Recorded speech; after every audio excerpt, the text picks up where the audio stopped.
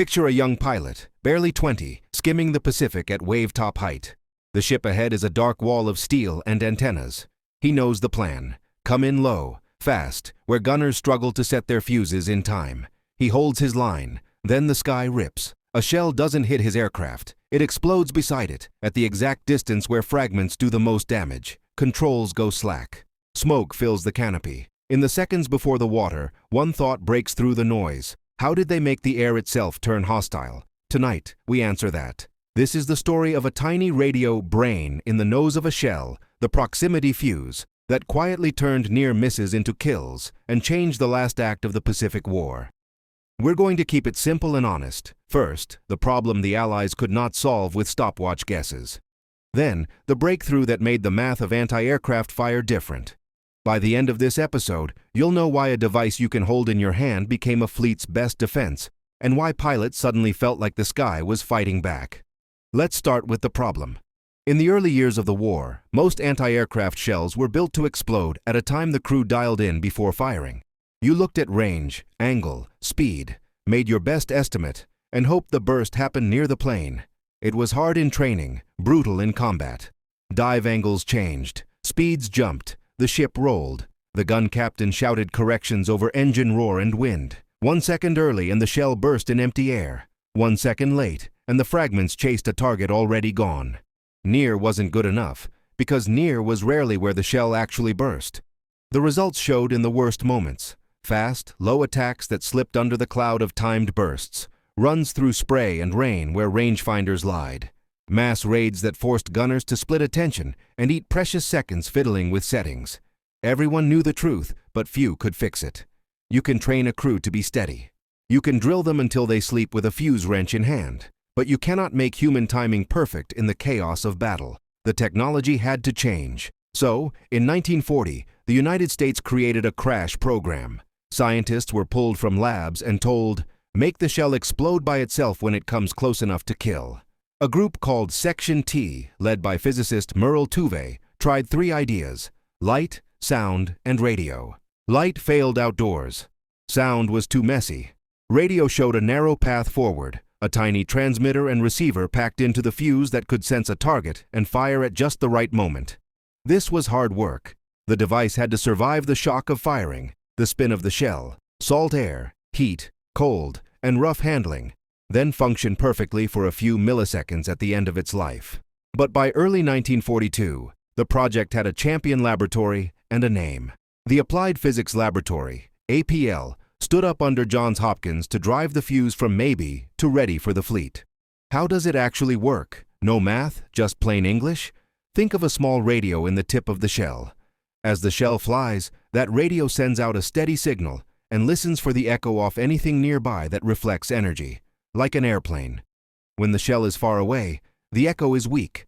When it comes near the target, the echo grows fast. The fuse is built to recognize that surge.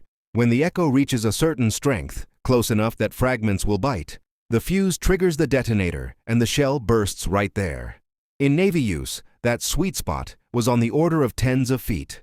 APL's description puts the trigger window at about 70 feet for a 5-inch shell, close enough to shred control surfaces, radiators, cockpits, and engines. The gunners no longer had to guess the exact moment. They just had to put shells near the path of the attacker, and the electronics did the rest.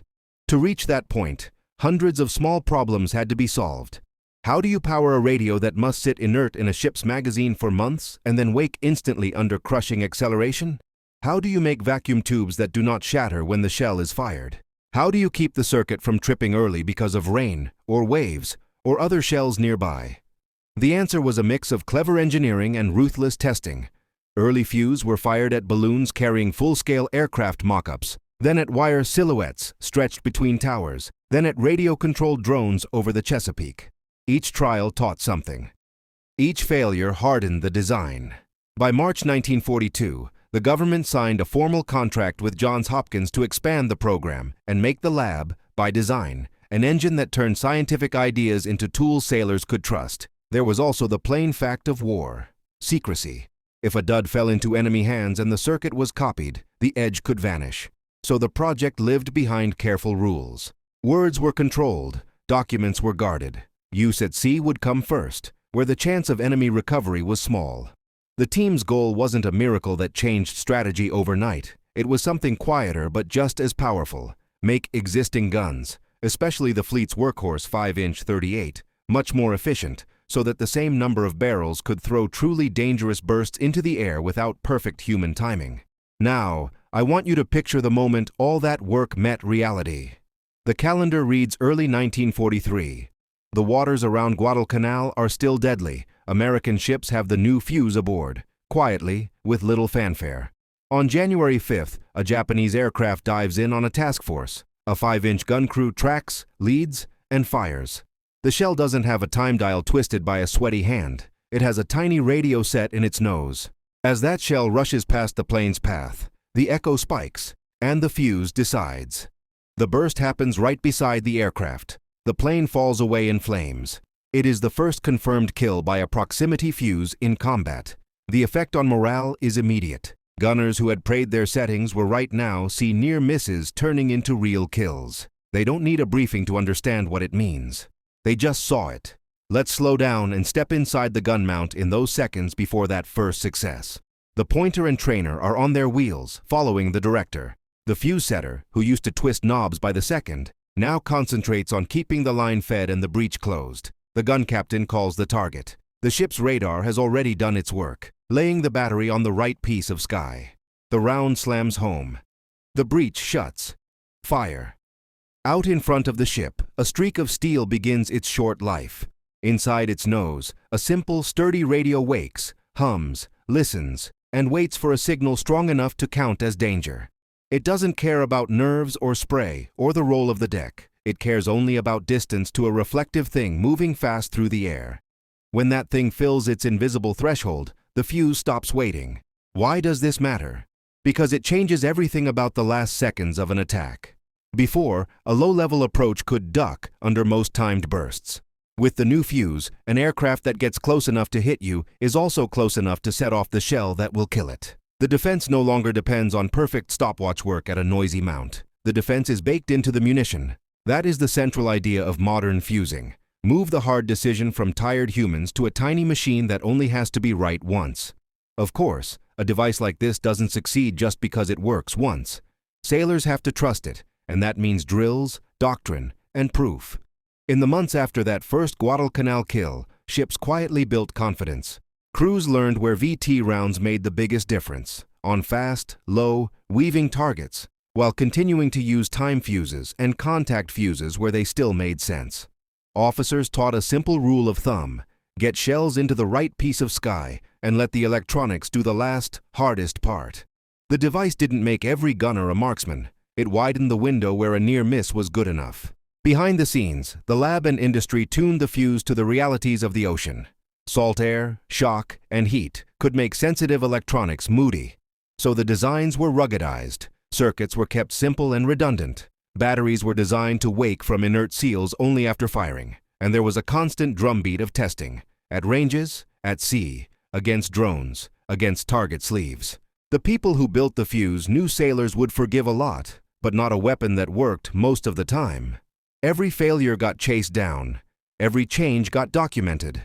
And when the fleet said, "This helps," the factories prepared to build by the millions. In fact, by 1944, the lines were turning out on the order of 40,000 fuses a day, feeding ships across 2 oceans. But that's part 2. For us here in part 1, it is enough to say the quiet rollout had begun, and the learning curve was steep and promising. Step back and remember the aim. The proximity fuse didn't promise magic. It promised fewer wasted bursts and more lethal ones. It promised that a destroyer on picket duty or a carrier under raid would have a better chance to survive the worst 30 seconds of its day. The magic, if you want to call it that, was simply putting a tiny, fast, reliable decision-maker into the nose of a shell and telling it, explode only when it counts. So, where do we end tonight? With a device that moved from impossible to probable to proven in a stunningly short time, with a lab created to turn physics into protection for sailors, with a first combat kill that showed crews this was real, and with a promise that the more shells you could get near an attacker, the more the attacker would feel the air closing in.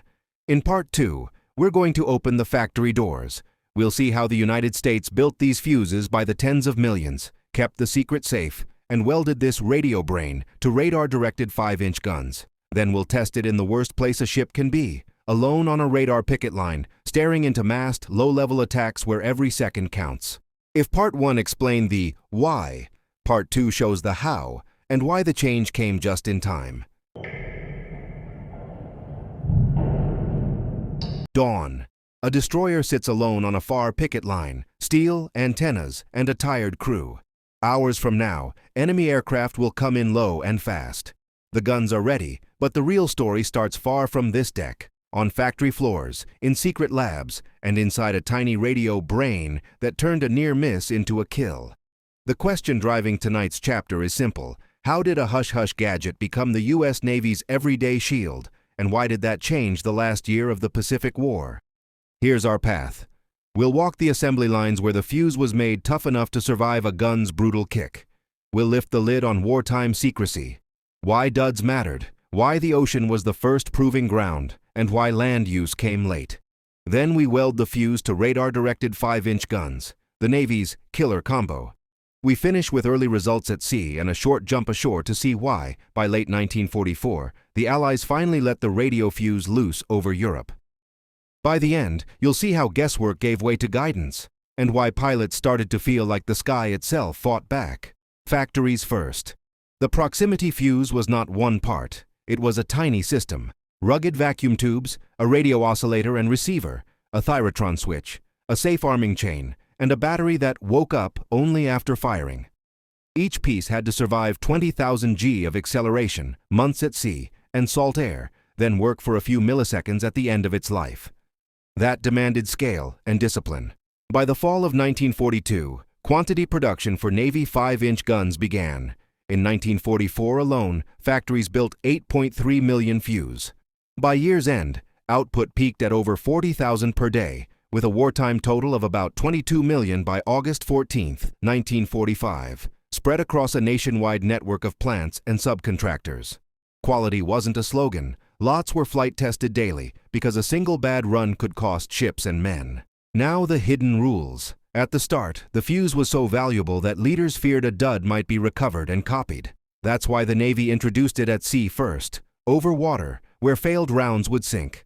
The program built in safeguards, strict handling and inspection standards, an arming delay so a shell couldn't detonate near the muzzle, and even self-destruct beyond the target to reduce friendly risk and deny the enemy a prize. Only after combat proved the concept, and after months of keeping the curtain tight, did leaders relax the leash.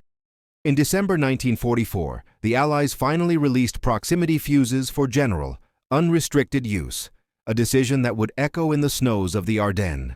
Now we join steel to science. Picture a 5-inch Cor 38 twin mount under the control of the Mark 37 gunfire control system, a stabilized director with optics, and, by mid-war, Mark 1222 fire control radars. The director tracks a target. The below-decks computer and stable elements smooth the ship's roll. Orders flow electrically to the mounts. With VT fuses in the shell noses, the crew no longer needs perfect stopwatch timing. They only need to fill the right piece of sky. The fuse senses the echo and decides when to burst, near the target, not on the clock. It was this marriage, MK37 plus radar, plus 538 plus VT, that turned a solid gun into the fleet's most reliable anti-kamikaze weapon. Doctrine shifted with the hardware. Crews drilled to meet low, weaving attackers with a layered defense. Combat air patrol overhead, then long-reach 5-inch fire with VT, then 40mm Bofors and 20mm Oerlikons for the last 1,000 yards. Radar pickets learned to open the umbrella early with 5-inch VT, breaking up formations before the short guns, or fighters had to trade their lives up close. The change wasn't magic, it was math. A battery that once needed near-perfect fuse settings could now turn near misses into lethal bursts, especially against sea-skimming runs that used to slip under timed explosions. What did the fleet see?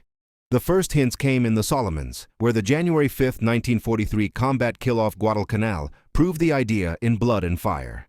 Through 1943-44, confidence climbed as ships found they could swat down sudden dives and wave-top approaches with fewer wasted rounds. By the Marianas and into late 1944, the radio fuse was no longer a curiosity. It was standard kit, quietly loaded, fiercely guarded, and trusted. Gunners still missed, gunners still bled, but more bursts happened where they counted, and more attackers fell short of the hulls they meant to smash. Beyond the ocean, the dam finally broke. In the summer of 1944, Britain used VT-fused heavy AA, paired with SCR-584 radar and the M9 Director, to fight the V-1 flying bomb. The kill rate in the coastal gunbelt jumped from roughly a quarter to around 3/4 or better within weeks, a stunning payoff from radar-aimed guns bursting at the right distance. Then came the snow. With the Battle of the Bulge raging and capture risks judged acceptable, U.S. leaders authorized VT for field artillery in December 1944. Airbursts over attacking infantry were devastating. After-action reports and later studies credited the Fuze with changing ground fire tactics in days. And that brings us back to our picket destroyer at dawn. The men at the mounts may not know the names of the labs or the tube makers. They don't need to.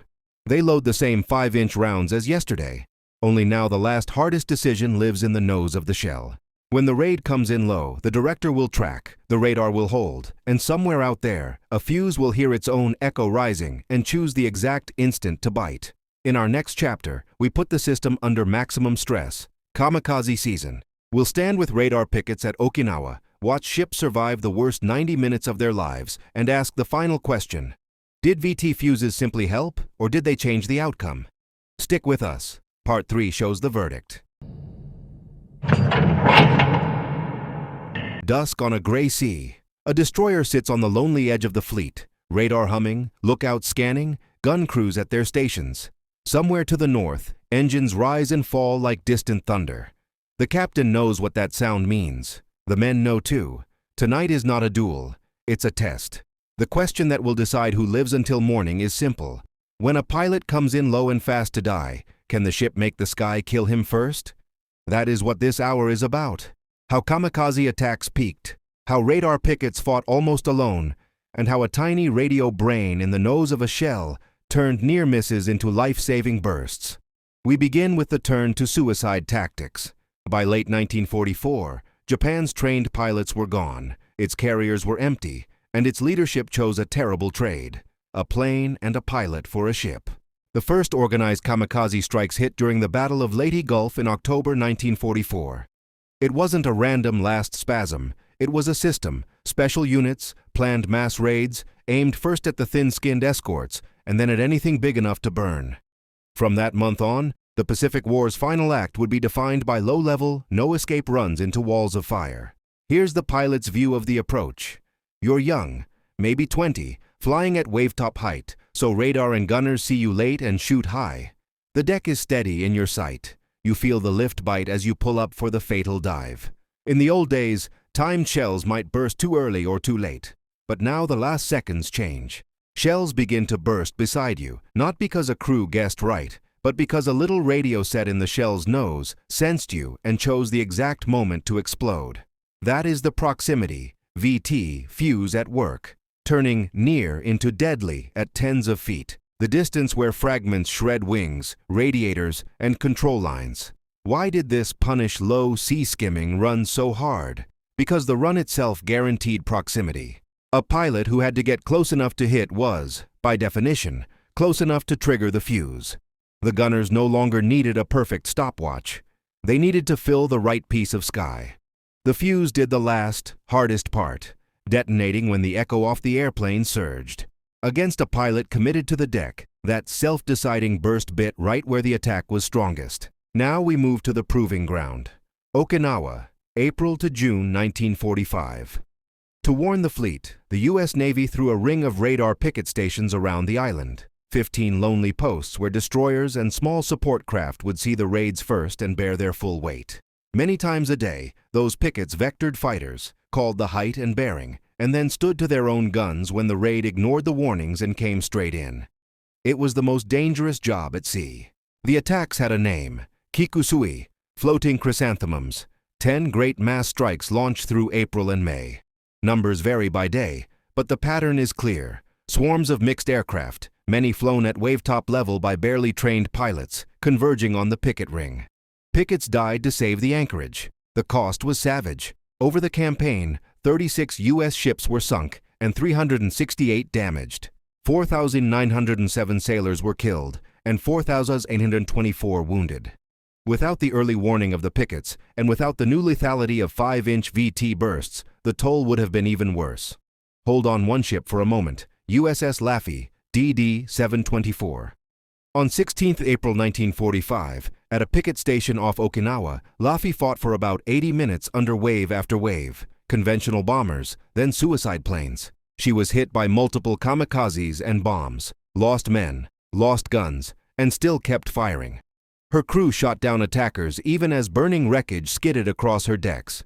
32 died, 71 were wounded, and the ship lived. The ship that would not die. Laffey's story shows the whole system at work. Radar warning, fighter direction, medium AA, and again, 5-inch 38 guns with VT fuses bursting right in the path of low attackers.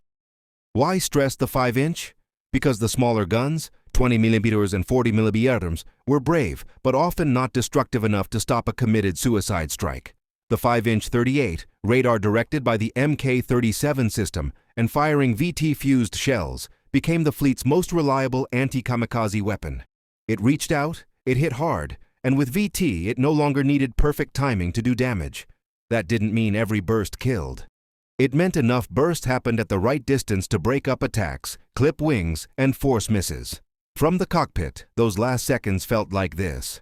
You clear a cloud line, and the picket is dead ahead. Tracers arc up from the short guns, but the bigger bursts are the danger. A black puff opens close, too close, and the cockpit fills with specks. One fragment cuts a control cable, the stick goes spongy. Another fragments the oil cooler, the engine starts to smoke. You pull anyway. Another burst on your left shreds fabric from the aileron. Your dive angle is off now. The ship slides out of the sight.